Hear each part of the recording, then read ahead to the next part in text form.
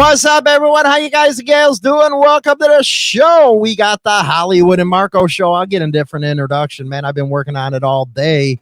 I got my compadre right here. Marco, what's up, man? How you doing, Hollywood in the house? Okay, get off my nuts. But no, that was a good introduction. Wow, try to throw you a softball and then you get to talk nuts 2 seconds into the show. Unbelievable. It's me, man. If I'm not talking shit, it ain't just, it's not Hollywood, man. We got a special guest tonight on our Whiskey Women. And guess what? We got your favorite biker from TikTok. Now, this is an awesome guy, man. I watch him all the time. He makes me laugh.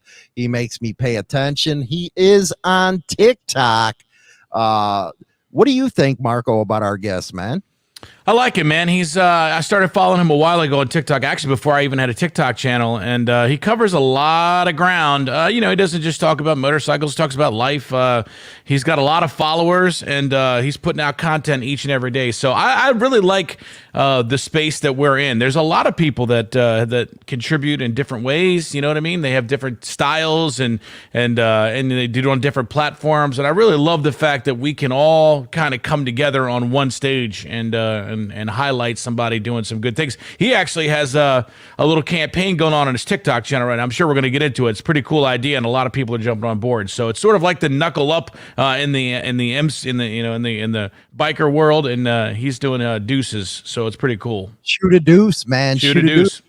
And if you want, you actually can talk to him. We'll give a call-in number and all that good stuff. But let's bring in Gray, also known as your favorite biker, baby. What's up? Hey. Hey, thanks for having me on the show, guys. I watch you all the time. Love your content, and I can't wait to get into this today. Marco, it's great to see you. Much Good love. to see you. Much love. Yeah, Good to see you. My first question is going to be one that has been boggling my mind ever since I've been watching you. You were one of the first TikTokers I followed, actually. I love your content as well. But is that a fucking hotel you're in, or is that your indoor pool? What is the backdrop? Because you do your lives in front of this pool, and I'm always like, dude, is that in that dude's house? Yeah. No, the pool is in the house. Nice. I searched high and low for a house like this. There's not a lot of them in Texas. So, yeah, we're actually still remodeling it. But, yeah, no, it's a swimming pool. Yeah. You need a swimming pool down in Texas, especially in the hot weather and stuff like that. It's like so hot down there. The devil needs lemonade in the summertime. That's But right. let's get into you now. You have this new movement, Shoot a Deuce. And I seen it today on TikTok. I was like, kick ass, man. That's just like the knuckle up with 4 for the road. So the more out there, the better. Let's get into that, and then we'll get into your riding experience, and we'll have some fun. Right on, right on. Well, the Shoot a Deuce campaign is all about showing respect and trying to spread a little bit of peace and love, right? And so the way we describe it, me and my followers, is when you see somebody shooting a deuce up real high, right? That means I'm here to just party and ride. I'm trying to show you some respect. Shoot a deuce back at me, man. And if there's a problem, man, just don't shoot me off my bike, right? I mean, we're out here shooting deuces. I would much rather just pull over. Not everybody's going to get along. Sometimes you got to pull over and do a little hands up, fist of cuffs. But all of this gun violence, we're condemning it. With the Shoot a Deuce campaign, we are condemning the gun violence in the motorcycle club world. Yeah, that's what it's about. And I know you're going to be trying to get some merch out there. And when you do, you were talking about giving it to a charity like gun violence or something like that, as far as the charities work. Talk a bit about that. Yeah, for sure. We've already got some merch up. I haven't advertised it a whole lot, but we do have some stuff up, and I'm actively looking for a charity. I don't think I've got what it takes to really start one, but I want to find one that has to do with gang violence, gun violence, victims of gang violence, something like that. I'm just not 100% sure yet. So I've got to figure out a good, reputable, honorable charity that I can get with for this campaign. Now, what got you into, and where'd you come up with the idea that it's called Shoot a Deuce? Where did that come from? You know, it just kind of came to me in meditation. I've been trying to figure out a way to spread some real peace and love, man. I know it sounds corny and ridiculous, but I really have been just trying to figure out a way. I've had so many brothers that I've had to bury and that I've watched go to jail and prison, and I'm just tired of it, man. And when I was coming up on the scene, there was certain rules that applied, and we just didn't do certain things.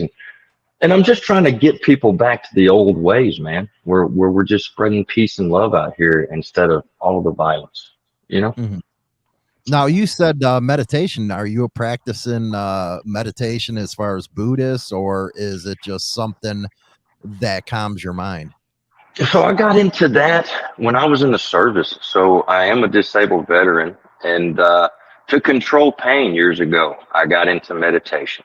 And so to this day, I don't take any pain pills at all. I don't even take a Tylenol for. I got away from all of it. I use meditation and the power of the mind to calm myself. And so that's where I come up with a lot of my content is through meditation. Yeah. Well, great. I watch you a lot on TikTok. First, thank you for your service, man. We do appreciate that. I love the veterans. But so I know, can you walk us through your TikTok journey? Did you just put a video up and then it went viral? Then you started adding on to it. How did you get caught up? How does a biker get caught up into TikTok? And, that's a good question. Hey, it's a great, I promise you, I was never just like cruising down the road one day and going, dude, fucking when I get home, I'm doing this TikTok thing. This is happening. No, it wasn't how it went. I had my little old lady, right? My old lady here at the house, and she was hanging out around the pool and she was trying to be cute. And there was this deal going on social media that I didn't know about. And so she had her little girlfriend over here and they had a camera and they were videoing me, and I was standing by the pool. I think I was cleaning the pool.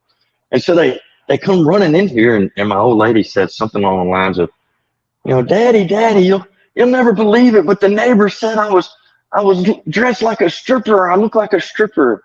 And so I guess they're trying to get your reaction, right, as a husband. And so I just kind of looked at her and I said, well, somebody come get her. She's acting like a whore.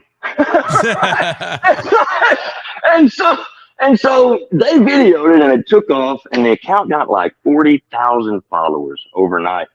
And so then they started telling me, you can get paid doing this. And so I just started kind of randomly writing jokes and just putting content out. And so now with over 300,000 followers, it's like a daily event for me. It's something that I work on all the time. Yeah. So it's come full circle. Has your content sort of changed and come around? If we go to like the old first couple, I always like to go to Joe Rogan's first podcast. Have you ever done it? Super fun. You got to go like 25 pages on YouTube, but you see like the first one and you're like, holy smokes. And then to see where you've evolved have you evolved a lot yet? Yeah, for sure. I've got a better mic so you can actually hear my voice. I've got lights, if you look at my old stuff, there was a lot of stuttering that went on, a lot of ums and all of that went on. And it took a lot of practice and working on speeches and just take after take after take to come up with a way to be in front of the camera that would get people's attention so that they would hear my message.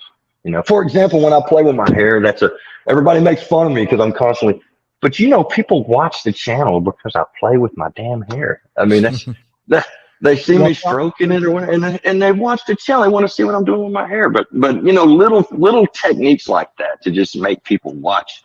I picked up a lot of that over the last couple of years. Yeah. I got to get some of your techniques here, because one of the reasons why I watch, man, is you get into that preacher mode, as I call it, man. Come on, you got to give us some of that. Well, you can't get into that mode, Hollywood. You don't have hair. He's got hair. The preacher mode. It happens when I get really worked up and I get really passionate. I do tend to get kind of in a preacher mode, and I'll start kind of giving it to them. You know what I mean? I've been trying to keep my content more light, just because we're getting closer to the election and all of that, and I really am more about trying to have fun and spreading spreading good vibes and that kind of deal. So I've been trying not to get on my soapbox too much, but you know, there's certain things that you just have to do it for. Oh yeah, man. Oh yeah. Now, you have your journey with TikTok, but when you were in the back room, we were talking about when you first started riding. Tell us about, because everybody gets stoked when you hear people when they first start riding, how they evolved within the scene, what they started riding with, what they ride now. Yeah. So, you know, when I first started riding, I was a little kid riding on dirt bikes and stuff. But when I got on the scene, it was when I got out of the service. And my wife at the time, she never would let me have a motorcycle, right? One of those deals. And so one day I just kind of said, screw it. And I'm like, I'm going to go buy a bike. I really want one. And so I did. And then before I knew it, I had 3 in the garage, and I was kind of like, I'm riding, you know, do what you want, right? And so we're not married anymore, you know, it didn't work out, but exactly. But so there was a mom and pop club in the area that they kind of picked me up, and it started because I had bought this old basket case shovel head, and one of the guys in the club owned a shop, and you know, I'll give them a shout out. It's Custom Cycle down in Texarkana. And so they helped me build this bike. And, you know, I was a veteran. I had just come home, and you know, I was kind of riding by myself a lot, and they took me in. It was a real small club at the time. It's still a real small club, more like it's a mom and pop, you know, 3-piece set though, in a small town. And, you know, I ended up becoming the president of that club and ended up opening some chapters and all kinds of stuff. And then it evolved through the years. I ended up getting picked up by a 1% club. And, you know, we all know how that goes. And so I've been in a few clubs, you know, in my life. I even started a club once. Right. And so, yeah, I've done all kinds of stuff on the motorcycle club scene. I've seen a lot of shit. Yeah.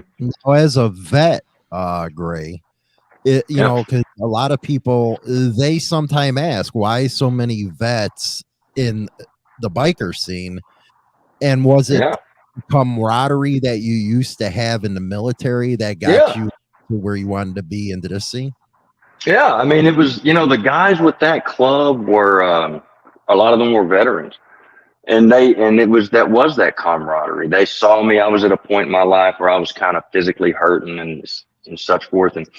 And they you know, that camaraderie was good for me, and it's still good for me.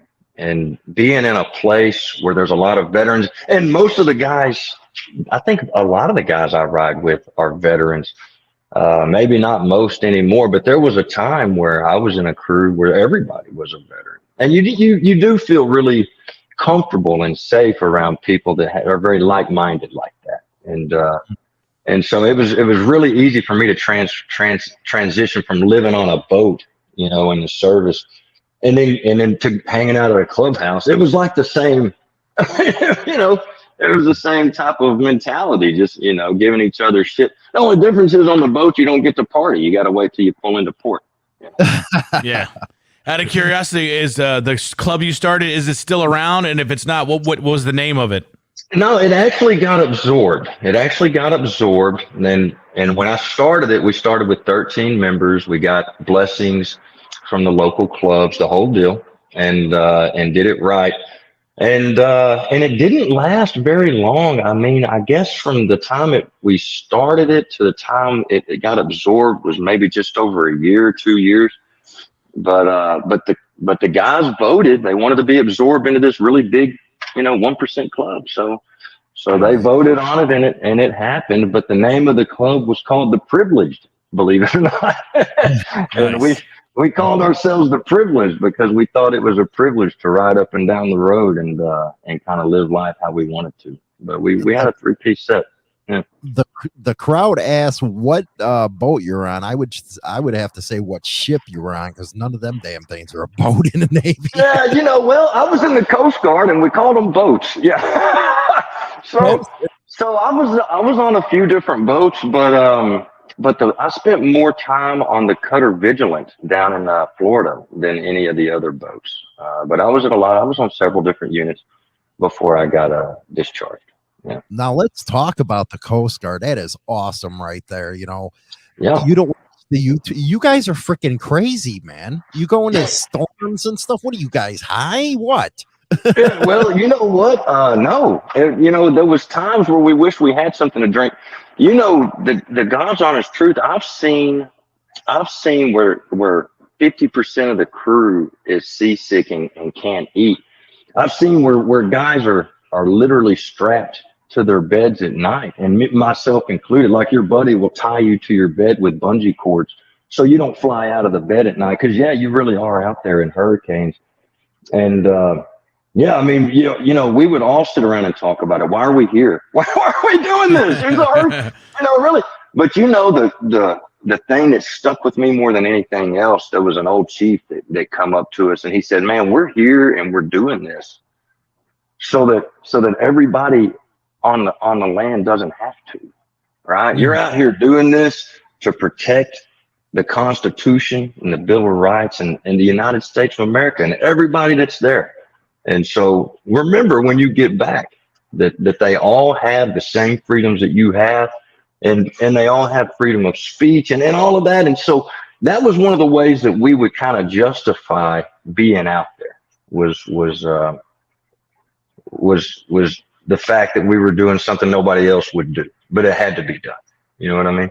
Yeah. Now, were you more towards the Gulf of Mexico, Atlantic, or were you up by Alaska? Because those guys in Alaska are crazy, man. No, they really are. In the Baltic and all that, they are unreal. No, I was in the Caribbean. I spent most of my time, you know, around Cuba and Colombia and Florida, all the little islands, the U.S. Virgin Isles, you know, the British Virgin Isles, the West Indies, all of that.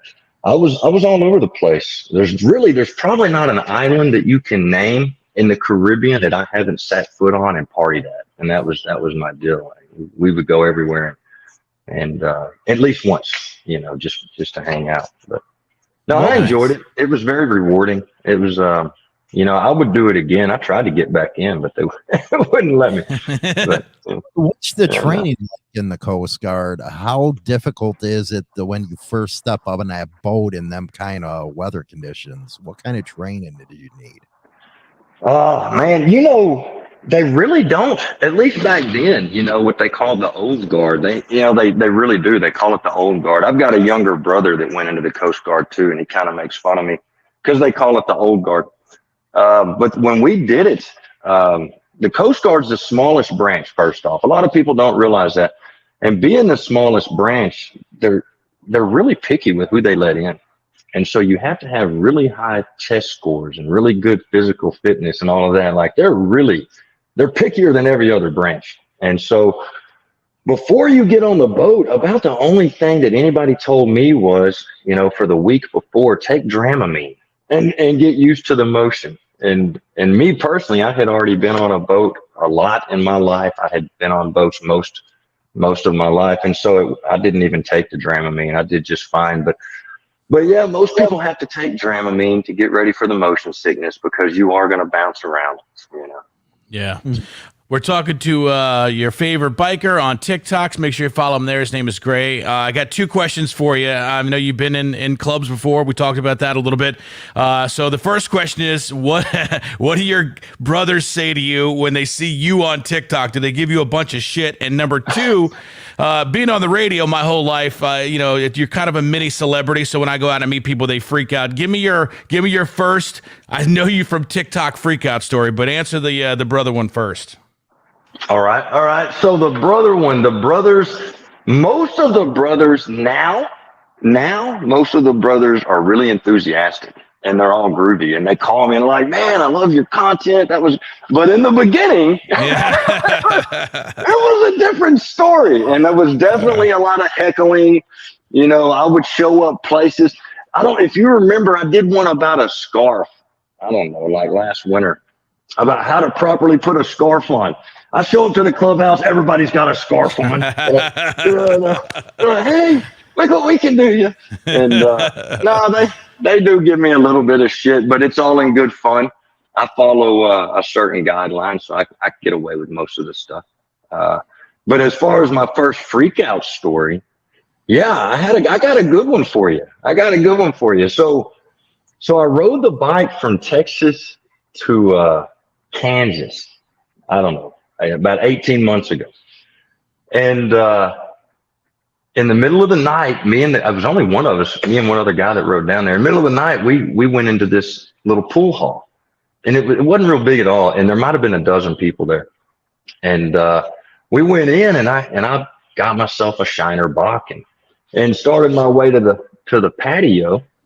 And there was this dude that was just kind of constantly looking at me, right? And my buddy noticed it, right? And I know, and at first, like, I didn't know if he's trying to slip up on me, you know. I didn't know, I'm like, what is even happening right now? But I noticed he just kept looking. So finally, I'm like, my guy, like, you know, is there an issue? Like, do we need to talk? Like, what's going down?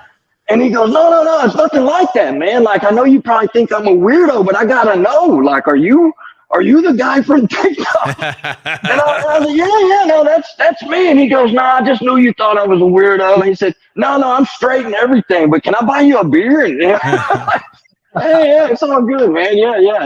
And he ended up hanging out, and we ended up drinking together all night. Yeah, it was pretty cool. I don't even remember the name of that bar, but yeah, up in Kansas. Sky Astra says she's a follower of yours on TikTok, man. Real proud of you over there, she says. And Chris, it is your favorite biker over on TikTok. That's his channel name right there. Yeah, your favorite biker. Thank you, Skyler. I got a big question for you. What was your first rally experience like? The first rally? Yeah, the first rally or first party you ever went to. What stuck in your mind? The thing that sticks in my mind, you know, that's a great question, man, dude. Because everybody's probably got that story, right? So the first rally I went to with a club, there was a guy in our chapter. I'm not going to say his name, but he was really like a wild child. You know, you got that. There's always that one guy in every chapter that you got to kind of babysit, you know what I mean? And I love him to death, but he would, he'd get to partying and we would have to watch him. So we were in Hot Springs, Arkansas. And in those days I had real short hair and clean cut, you know. I didn't look like a biker at all. You know, I was fresh out of the service. And I'm standing there. I don't think I was a patch holder. I don't think I was, but I was standing there. And I noticed these police officers were like staring in my direction. And I was trying to figure out, you know, what was going on. I looked behind me and my buddy is like trying to get his motorcycle, trying to get his leg over his motorcycle, right? And so a couple of the women run out to him like, hey, don't get on the bike. There, you know, it's cops watching. You're obviously intoxicated. Come on, come back in the bar. We'll get you around. He's really, nah. I'm gonna do what I want. Get away from me. And so he gets on the bike, and we all kind of watch him. Well, we had yanked his plug wires so that he couldn't. There's no way he's gonna start the thing, right? But he gets on it and he stands it up straight, and he goes to start it, and he just drops it. I mean, then we all feel like shit because we're like, oh man, because now we've done caused him to drop his bike, but the cops are sitting there watching, and they kind of giggle. They saw us take the plug wires. Well, so then he tries to pick it up again and drops it again. And at this point, the police come over to him and they grabbed him up for public intox. But they didn't tow his bike. And so we were pretty happy about that, you know. But yeah, that was my very first rally experience, and ended up dealing with bail bondsmen and all of that stuff. So yeah. You know, sounds like a good one. Yeah, no, it was, you know, hung over in the middle of the night talking to a bail bondsman. Yeah, no. Yeah. Now, do you prefer to go to the bigger rallies, or do you like the smaller weekend type of deals where you really get to let loose? Because that's one of my biggest problems at these big rallies is you really can't let loose because the cops are all over the place. Yeah, 100%, man. Like I've in recent years, I've gotten to where I just kind of go to club functions. I don't go to a whole lot of public rallies. Every once in a while, I'll show up at, a Harley event or something like that. But I don't really do the big public rallies, especially now. Not to sound too conceited or whatever, but I do draw a little bit of a presence, and it's it kind of takes away from it, being out there, and I got my friends with me and I got my people with me, and I'm trying to have a good time, and people that love me from TikTok, they want to hang out, and it just kind of takes away from. So I end up like sitting at somebody's table that I don't know, and hanging out with people that I don't know all day while my friends are like doing what they do. And I've just kind of gotten to where I don't do a whole lot of it, Oh, I know where you're coming from on that one. I really do know where you're coming from on that one. Yeah, it happens for sure, especially at the rallies. Yeah, it so does. let me ask you this. So I watch a lot of your lives when you're on it. I think you do a couple a week. And obviously, I mean, the girls love you, man. I just want to know, how does your wife deal with your kind of, your TikTok fame and all these women that are always asking you like all about you? Because I always see you deflect all the questions, but I wonder if she's ever getting like, hey, man, enough TikTok. Yeah. Believe it or not, she moderates most of my stuff. She sits behind the camera, and she gets a kick out of it. And a lot of times her friends get on there and go to talking shit, and she gets a kick out of it. But, I've been with her since 2005. We got married in 2009, and we've got a pretty secure relationship. And just being on the scene, we've been through so much together. She doesn't worry about that kind of. I'm at a point in my life, I don't chase women. I really don't. I just don't. I'm chasing money at this point in my life. You're like me. It's too much work chasing women anymore at our age. It really is. And, so I call her Dragon. She doesn't worry about me at all. And she really doesn't need to, I pretty much keep my nose clean. I really do. I just don't chase. I don't chase women. I enjoy their company. I like hanging out with them on TikTok. I went all the way across the country with Dragon to meet one of my favorite TikTokers, who is a female. And now she doesn't mind at all. It is what it is. Yeah. What days do you go live so everybody knows? I try to go live. I usually try to go live on Mondays and Thursdays. But you never know. If I'm on a whim, I'll just do it. I don't normally do it on the weekends because I'm usually riding, or I'm at, an event or something. But usually Mondays and Thursdays is when you can catch me on a live. And then I make new content, usually 5 or 6 days a week. Yeah. Wow, that's awesome. And Sky just said about your TikTok, she said it's clean and good conversation, which is amazing for TikTok, man. Holy cow, man. I call it the cesspool of social media.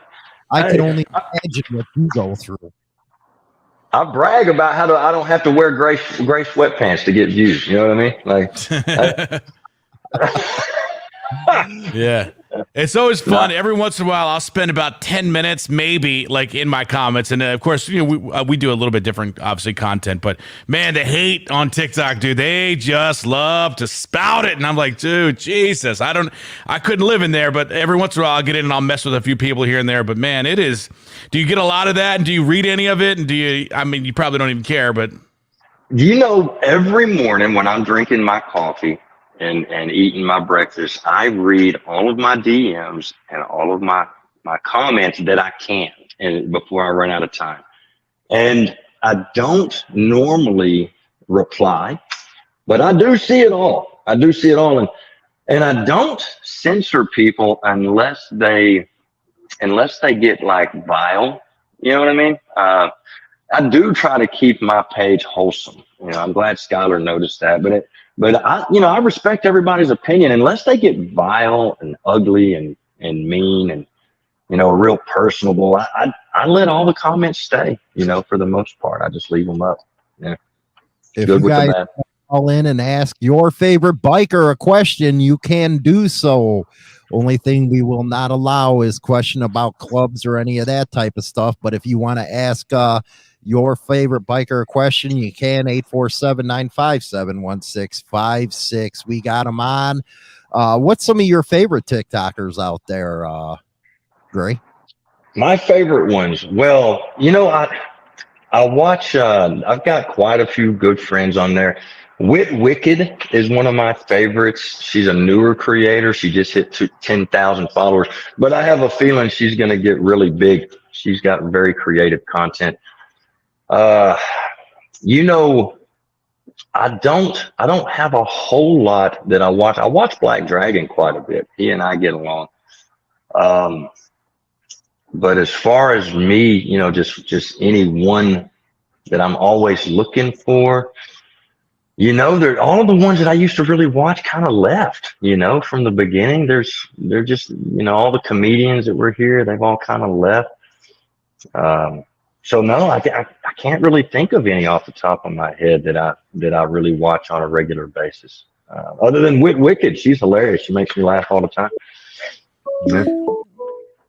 That's a spam caller, but go ahead. Nice. So we could take a call or? No, that was a spam. It was a spam.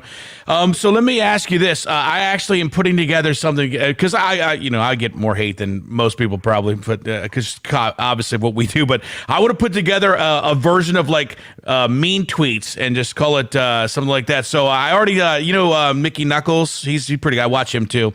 So I've reached out to him. I reached out to a few creators, and I'm getting a little list together. I want to put you on that list, and maybe we'll do a fun, me, you, Hollywood, him, and a few people, and just read some of the I would call them like mean messages or something. But I thought it would be funny to because man, people just write the craziest stuff every once in a while. So for sure. Yeah, I know who Mickey Knuckle is. Yeah. That's pretty good. Some good stuff. So, what's the meanest you ever got on TikTok, Gray? The meanest I ever got? Okay. All right. I got doxxed. You know what I mean? I got doxxed, and the guy was threatening me, right? Like real violence. And so he turns out that he was with another organization. And so I did try to set up a boxing match. You know what I mean? I was like, I had enough. I might be 45, but I can still box. I mean, I'm 6'5". I'm not a little guy. The camera doesn't do me any justice. Holy smokes. I never would have guessed that. That's crazy. No, I'm actually I dwarf most men when I'm standing next to him, and the camera just does me no justice at all. But no, I tried to set up a boxing match with that guy. He really did get under my skin. But I have had some really mean ones. I mean, I've had women that have just spread outright lies. I've been accused of all kinds of heinous stuff. And it's just people looking for a reaction. You know what I mean? It's like people I've never met, cities I've never been to. They're really, I've had some pretty heinous stuff, but you have to have really high self-esteem and a really high level of confidence to even get on any of these platforms and do any of this. So I don't let most of it get to me at all. Yeah, 100%. What is I know when you get to a certain amount of people following you that brands will reach out. Is there a brand that reached out to you like, why are you even getting in touch with me? Because that is totally not my people. Or is there a good one that you like to work with? I have not settled with any brands. I have been in talks, and so far I haven't actually decided or had any. Haven't settled with anybody. Most of them I've found they want me to work basically for free, and I'm not doing that. And I'm not putting my name on something that I don't know about and I don't like. And so I haven't really worked with any brands yet. But the funniest one was a video game company out of Japan that made video games, and I didn't even know anything about any of the games or the game that they wanted me to promote. I couldn't even pronounce it, and I looked it up online. I couldn't even find any English subtitles for it. Like it was, I don't have a clue what it was. Chris asks, you guys can ask questions through the chat too, and I'll read them off. He asks, any legal issues with TikTok or censored stuff? Legal issues. I haven't run into any serious legal issues, I have had to get in touch with my attorney a couple of times on different things. I have had people, try to, use my likeness. And there's a lot of people that take my videos and go and put them on other platforms and profit for them and all of that stuff. I guess that just kind of comes with the territory. You know what I mean? But I haven't had any serious issues yet, and hopefully I don't. But yeah. Do you have a day job? So I am a retired veteran, right? And I do get a pension, and I'm an entrepreneur. I spend most of my time these days working on my clothing and my TikTok stuff. It actually does pay. It kind of has turned into a job, like self-employed, I guess. But I've started a few organizations, and I keep myself busy with. I was an ice cream man for a long time. I keep myself busy with all kinds of different stuff. I'll buy into something and I'll do it for a while, and then I'll sell it, and I'll do something else. But I just don't sit still long. Were you like an ice cream man, like in a van, like, playing the songs and going in the neighborhood? Yeah, better than that. So I actually had a boat, right? And I put it on a really, boat. Yeah, I put it on a really. I owned a couple of trucks and I had a boat, and I had a partner, and we had a small fleet, and we had a few people that worked for us, and yeah, we sold ice cream, and it was one of the most fun, rewarding experiences I ever had. But yeah, I've had all kinds of jobs. I've done all kinds of stuff, working for myself, just, stuff that gains my interest, and until it doesn't. And then I'll just kind of sell out and then go do something else. Yeah. Douche, he asked, has your TikTok gone from being just for fun to blowing up and becoming more of a business and possibly a burden? So I'm not at a point where it's a burden yet. And I am trying to expand it into, do some podcast stuff. And I'm trying to help out. I want to do some charity work. It's real important to me. The Shoot a Deuce campaign. I want to try to do some charity work. And so, as far as the time it takes me, I usually spend probably an hour out of every day doing my content, coming up with content.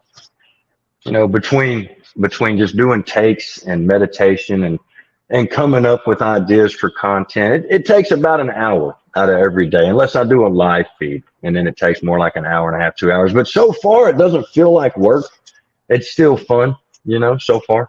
So, yeah. You do got a radio voice, man. You need to get in this podcast, and you got that radio voice. Well, I appreciate it. Yeah, I would love. I'm looking into it. I had an agent. I don't think I do anymore. I probably need to get another one. But yeah. We'll do something fun, man. And it's good. I love, like I said, we love collaborating and doing a bunch of stuff. And how do you come up with your content? You just kind of see what's going on in the world. Do you stay away from anything? Yeah, I try my best to stay away from most social issues. I really do. People, that's what divides America right now, and social issues. And so I do touch on them here and there. I do every once in a while. I touch on certain issues, but I try to stay away from, for the most part, stay away from politics and social issues, because I really am trying to bring people together that are like-minded, even though they don't realize it. And it's really funny because I'll see people in the comment section when they go, hang on, you voted for who? And they'll start having whole ass conversations. Like, I've been following you for, and they have no idea. I kind of like to keep it that way, Yeah. Now, I like to know, because you're in Texas, Mm-hmm. and I'm real big into biker rights. How bad is the profiling down in Texas right now? Because we hear all kinds of horror stories of how the cops are. Let us know what it truly. No, I'll tell you, it's a good old boy system. You know what that is, right? Like that's what it is.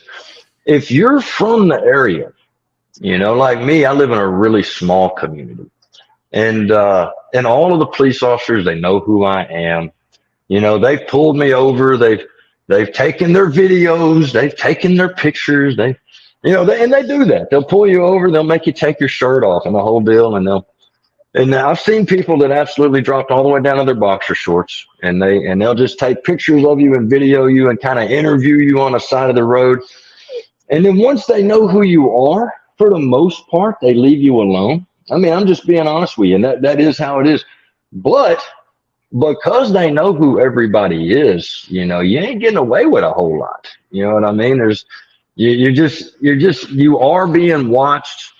They do take note. They know every hangout. They know every bar you go to. If your bike sits in front of somebody's house, they're marking it down. You know what I mean? Like, they really do. And it doesn't matter. I'm not a felon. I don't have a criminal record. I've been to jail a couple of times for BS misdemeanor stuff and never even got charged for or beat charges, stuff like that. But I don't have any kind of a criminal record, and I don't get harassed in my hometown. But if I leave here and I go to a big city, there's a real good chance that I'm going to get pulled over. They're going to pull me over. They're going to get me on the side of the road and keep me there for an hour or so and search through my motorcycle and search my person and take pictures. Now, it's every department's different, but they absolutely do. They have fun with us out here. They have fun with us. Road Rage says, don't forget all of us little people that were there in the early days with you on TikTok. Now that you have blown up and doing these shows with huge YouTube stars. Road Rage, I know who you are. Right on, bro. Right on. That's good. Well, what advice, because there is a lot of stuff in the news about how the profiling is down there. What would you say to somebody that's from out of state that's riding their motorcycle through Texas? That might want to know? Well, I'll tell you, in Texas, you can talk your way into jail real quick. And I mean, that's so if you come into Texas, make sure you've got your documentation. I mean, your insurance for your bike. This is in this state, everybody says you don't have to have a helmet on, but if you don't have insurance, you're supposed to have a helmet on, right? If you don't have a certain level of unless they just changed it. And so, make sure you've got your up-to-date paperwork. Make sure you've got a motorcycle endorsement, because there's a real good chance that you're going to get pulled over if you're really cruising around in Texas. Once you hit a small town, a small community, and the sheriffs and the highway patrolmen don't know who you are, there's a real good chance they're going to pull you over just to see who you are. And if you don't have the proper documentation, they're going to impound your bike. They're going to possibly take you to jail. And if you're rude or mean, talking shit to them, you're going to go to jail. I'm just telling you, the minute that you lose your shit and start getting ugly, realize that you're about to get on the ground and you're about to go to jail. Like, just stay cool if you don't want to go to jail. That's just the best thing I can tell you, man. I really do. I'm yes, sir, and no, sir. When they pull me over, I'm with all due respect, I feel like I'm in the service again when they pull me over. I'm like, sir, with all due respect, I'm just having a nice little ride, and I'm not trying to offend anybody. Oh, great, is that you? Yeah, we know you. All right, you're good, man. Have a good night. And that's exactly how it goes. So did it get worse after Waco Twin Peaks with the profiling? Oh yeah, 100%. I live pretty far from Waco. It's about a 4-hour ride, but there was clubs all over Texas that rolled them up, man. I mean, people quit riding with their cuts on. All kinds of different clubs that you would never think would do that, but people rolled them up. That's actually how I ended up starting my own club, was because I couldn't find anyone to ride around. And so, like, a year and a half, 2 years after the Waco deal, I was like, screw it, I'll start my own club. Now, so, yeah. I know we're not going to get too much into MC stuff, but I do want to know, what is your, like, we talked a little bit about clubs. Do you think that are there not as many people riding now than when you started? Have you seen that, or is that something that like younger guys getting motorcycles and starting just to ride, even if they're not in a club? Do you see less of them today than you did when you started? No, I'm seeing I'm seeing a lot of younger guys. The problem is I'm seeing a lot of younger guys that really aren't being brought in right, man, and they're not lasting long, or they're going to jail. They're not really learning how to do the thing. That's one of the reasons that I do, the TikTok series that I do. I really am trying to help, keep the guys out of trouble and keep the guys safe on the road. But I'm seeing a lot of younger guys out here. It goes in waves. It goes in waves. You'll see all of a sudden you'll get, a dozen new guys on the scene that are all in the same age group, and they all kind of, got a job somewhere together, and they're all like, hey, let's get motorcycles. So I don't know how it happens, but it kind of comes in waves where all of a sudden you do got a whole lot of young guys, and then you'll have years where you don't have so many. But right now, I am seeing a lot of young guys hitting the scene, believe it or not. Yeah. Well, we got our first hater, Marco and Gray. Mike, I'll give you guys a chance to respond, but my response to him is blow me. Kale goes, bikers have no identity or self-awareness. That's why they gravitate towards a group and a group mentality. They can't stand on their own 2 feet as men, can't be their own men. They are truly pathetic. Well, you are watching a biker channel, so who's pathetic and not, we can talk about. But go ahead. I'll give you first shot at the hater, Gray. All right. Well, I mean, I actually hear that quite a bit. And all I can say is, if you've never felt camaraderie, then yeah, I mean, you don't have any idea. If you've never been, on the road with 20, 30, 50 people that you love, listening to those motorcycles go down the road, you don't understand how addicting it is. But there is a certain amount of camaraderie, and I always say that the man makes the patch. The patch doesn't make the man. I think that's a huge deal. People think that people join a club so that they have a certain identity, but you see the old timers out there letting you know that I am who I am without the club. Yeah. I mean? Yeah, you hit the nail on the head, man, and that you just explained how I explain to all my friends that aren't in clubs that the feeling of riding with your brothers somewhere 20, 30 deep, going to a place, having fun, being on a mission, doing stuff. It's just, there's nothing like it, man. And I would say for me, I grew up playing team sports. I played a very high level of hockey when I was growing up. I played football, and to have that same sort of, dependence on guys and to be around guys. I mean, that's, to me, it's sort of that same. I wasn't in the military, and I know a lot of guys, it's sort of like that there, but I would also liken it to team sports and just being able to, working towards a common goal. For me, there's nothing better. Yeah. Here's another one here. You guys were talking about the younger kids, and we're on the upper age range, and we usually, us that ride cruisers and stuff, we bash on the kids that ride the sports bikes. But if you were younger, wouldn't you want to get on a bike like that, Gray? Because they can, I have to say, they can ride better than we can. A lot of those bikes are fun. I mean, I almost bought a little CB not that long ago.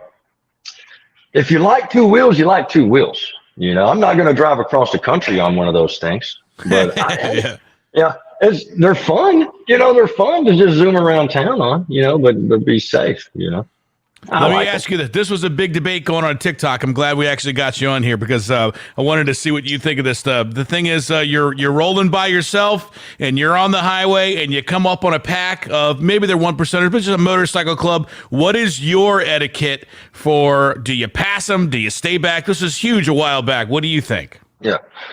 Well, I mean, personally, my etiquette with the way I handle it, if I rolled up on a big pack, I would approach really, really slow from the opposite lane, make sure that the guy in the very back saw me, right? And I would be watching him, and as soon as he sees me, I'm going to give him a friendly wave, a nod, a deuce, something, right? Let him know it's all good. And then I'm going to wait for him to wave me through, or I'm just going to sit back. Normally those packs don't stay on the road for more than 70, 80 miles at a time. They're going to turn off at some point. And so to me, the respectful thing is don't zoom past them because people are going to turn their head. It's going to cause issues. You know what I mean? I just don't like causing any kind of condition that's maybe gonna cause somebody to wipe out, man. You know, so I just approach it real slow and cautious. You know. Well, last question, and this is gonna probably be a debate we might agree on and not agree on, but I think the younger kids have better looking women than we did. Well, you know, yeah. I mean, it's like, what does Quagmire say? What does Quagmire say on Family Guy about the younger women? The coolest thing about all of the younger women is every year I get older and they all stay the same, right? Yeah, exactly. Yeah, that is good. They dress a lot different than ours did back then. Hey, you know, speak for yourself. The women that I roll with, they love to dress scantily. And we actually have to let them know, we're like, hey, you know, there's going to be kids at this event. You gotta put clothes on and stuff. But yeah, you know, I mean, that's one of the benefits of being a biker, man, is the chicks. Come on, dude. It's Yeah, bikes and chicks. I'm all about it. I'm always super nice. You know, I'm always super nice to them. You know, I think you don't have a good clubhouse. You don't have a good party unless there's a whole lot of good looking women around. You know what I mean? Like it doesn't matter if you're single or not. If there's not good looking women in the room, it's not a party yet, right? What I can say though is these women now that are young, they can ride some of these women. Oh, you know, yeah. I know in our day we always looked at them like a bunch of butches and stuff, and that finally changed. Oh, you mean motorcycles? Yeah. Okay. All And right. they can ride, man. You know, especially younger ones on these rockets and stuff. They did, you know, do the tricks and all that stuff. It's come a long way for women and motorcycles. For sure, man. For sure. I've actually tried to get a group of the women out here to start their own little club. And it's been years ago now. And there was a group of them that said, yeah, we want to have a club. Will you sanction us? And I'm like, yeah, let's go. Let's go. You know, it's nothing cooler to me than having a group of women show up to the clubhouse on bikes and they all want to party. And like, I mean, that just sounds like a great time to me. So we don't really have a lot of that out here. Does Dragon ride, or does she ride on the back of yours? She rides on the back. Dragon is very tiny. She's 5 foot tall. She's never even been brave enough to try to hold a motorcycle up. But there's no way she could ride any of mine. They're just too big for her. But, she's never tried. Yeah. She likes being on the back. That's gotta good make enough. her wear clothes. Yeah. Well, we were real happy to have you on the show.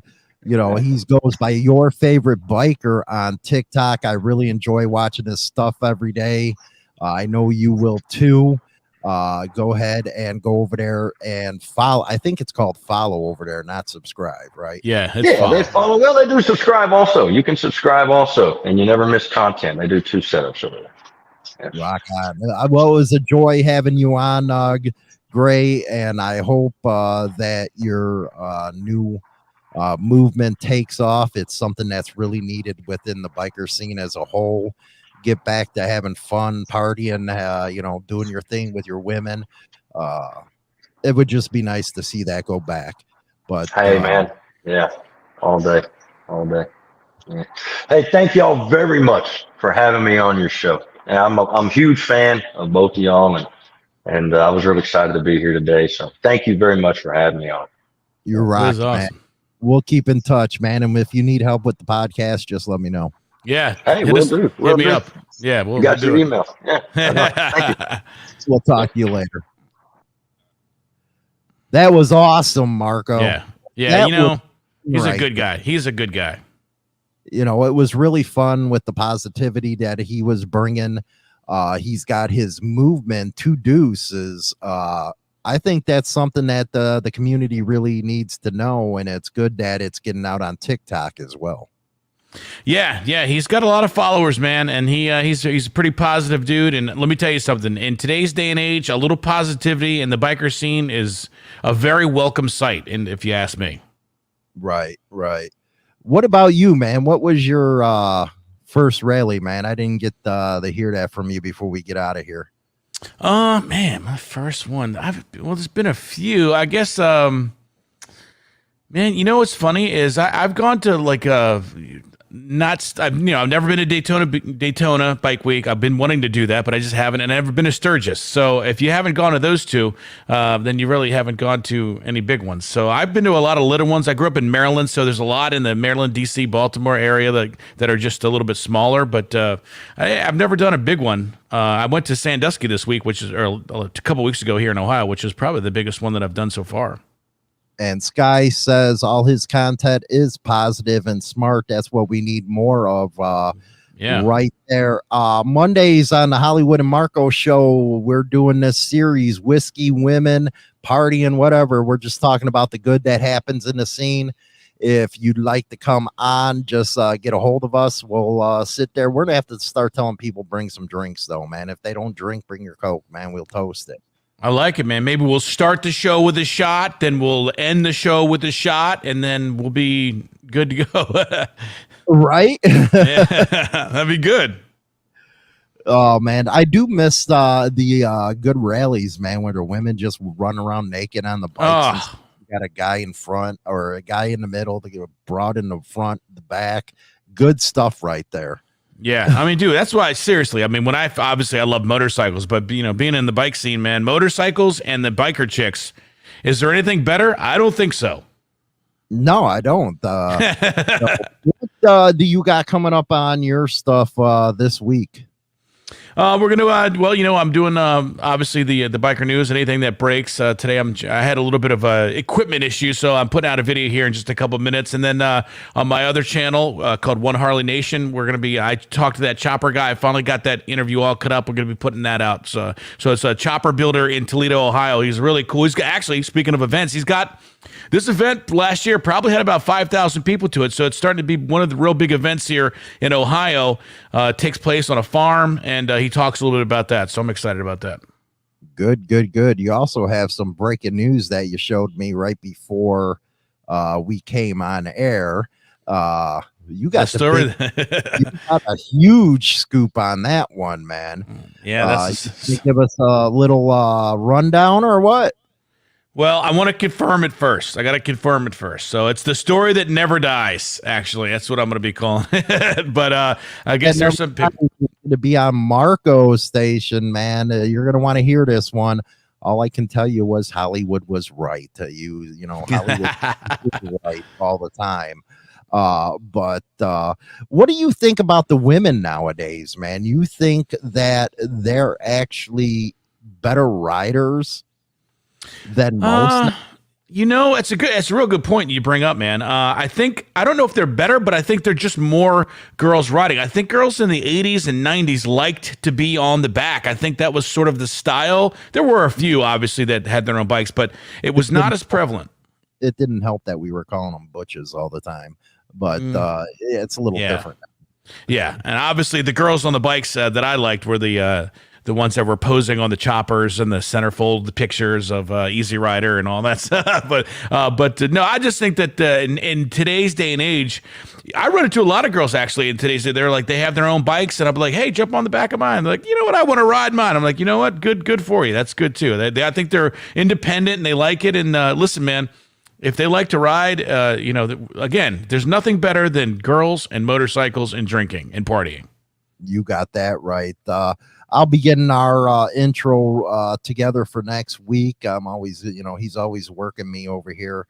But I didn't want to bring up that you said you had a brand new. I was super excited for this new open, and you just threw something down. So I mean, you're gonna, what I'm trying to do is get a jingle, but I can't get it. I can't figure out how to get it. Something that says the Hollywood and Marco. In one of the jingle forms with on radio. Yeah, I just can't figure it out. And here you are in radio, and well, I'll see what I can. Your people to produce one for us, just the sound at least. I can put the video together. Yeah.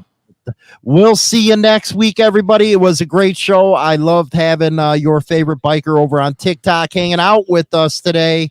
Again, if you are wanting to come on the show, talk about some whiskey and women, the good old party days, let us know. That's what we're doing on Mondays.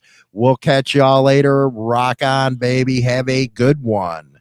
I say goodbye, vamoose, adios, ciao, so long, get your hat jack. #1 internet biker radio show is now available on Spotify and all major platforms, including iHeartRadio, iTunes, Stitcher, and more. Don't forget to become a subscriber on any one of these platforms.